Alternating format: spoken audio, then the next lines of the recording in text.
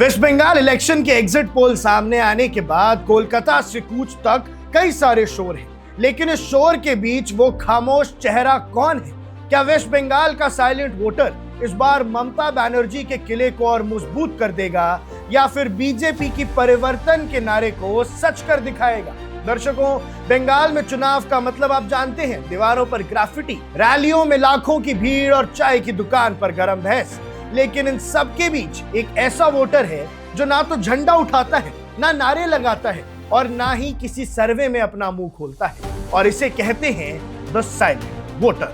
2021 में इसी खामोश वोटर ने बड़े बड़े पंडित्स को झटका दिया था और अब 2026 की इस गर्मी में यही साइलेंस दीदी और दादा दोनों की नींद उड़ाए हुए। दर्शकों, 2021 का वो धोखा और एग्जिट पोल्स का फेल होना याद कीजिए। 2021 के इलेक्शन में टीवी पर बैठकर सब कह रहे थे कि कांटे की टक्कर है, बीजेपी सरकार बना सकती है, लेकिन जब रिजल्ट आया तो ममता बनर्जी ने 215 सीट्स के साथ सब साफ कर दिया। क्यों? क्योंकि सर्वे करने वाले उस साइलेंट वुमन वोटर तक पहुंच ही नहीं पाए जो बंगाल की नींव रखते हैं।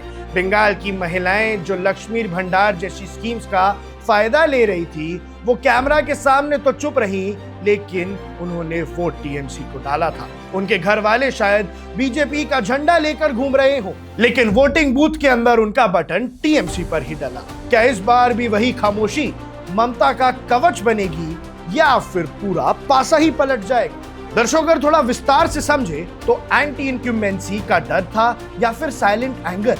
लेकिन कहानी में ट्विस्ट ये है कि 15 साल का शासन छोटा नहीं था। करप्शन के एलिगेशन, संदेशकाली जैसे बड़े मुद्दे और लोकल लेवल पर छोटे नेताओं की दादागिरी, ये वो बातें हैं जो इस बार साइलेंट एंगर पैदा कर रही है। इस बार वो वोटर भी चुप है जो शायद पहले टीएमसी का पक्का सपोर्टर था, पर अब सिस्टम से थोड़ा थक गया है। अगर ये खामोश गुस्सा बीजेपी की तरफ मुड़ा तो बंगाल की सत्ता का रास्ता सेक्रेटेरिएट से भटक सकता है। दर्शकों, अब बात करते हैं वोटर लिस्ट के खेल की और नई चुनौती क्या थी। इस इलेक्शन में एक नया फैक्टर था वोटर लिस्ट का रिवीजन।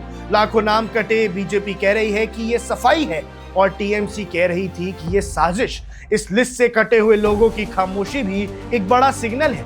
क्या ये गुस्सा ममता को भारी पड़ेगा या फिर बीजेपी का ग्रास रूट वर्कर इन साइलेंट वोटर्स को बूथ तक ले गया था? ये बात हमें 4 तारीख को समझ आ जाएगी। दर्शकों, लेफ्ट का कमबैक भी है और वोट का बंटवारा भी हुआ। एक और प्लेयर है जो साइलेंट है पर एक्टिव है, द लेफ्ट फ्रंट।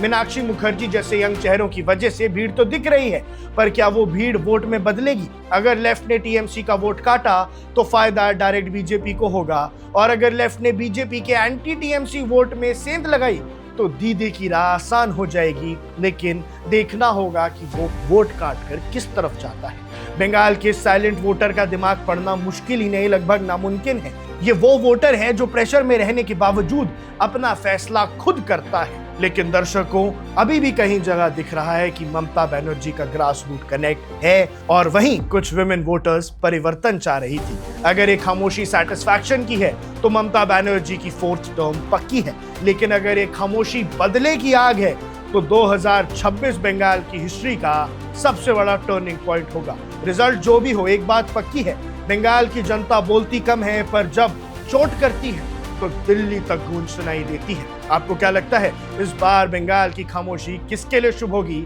हमें कमेंट करके जरूर बताएं। आप देख रहे हैं वन इंडिया, मैं हूं आकाश Kaushik.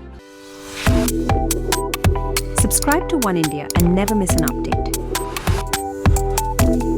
Download the One India app now.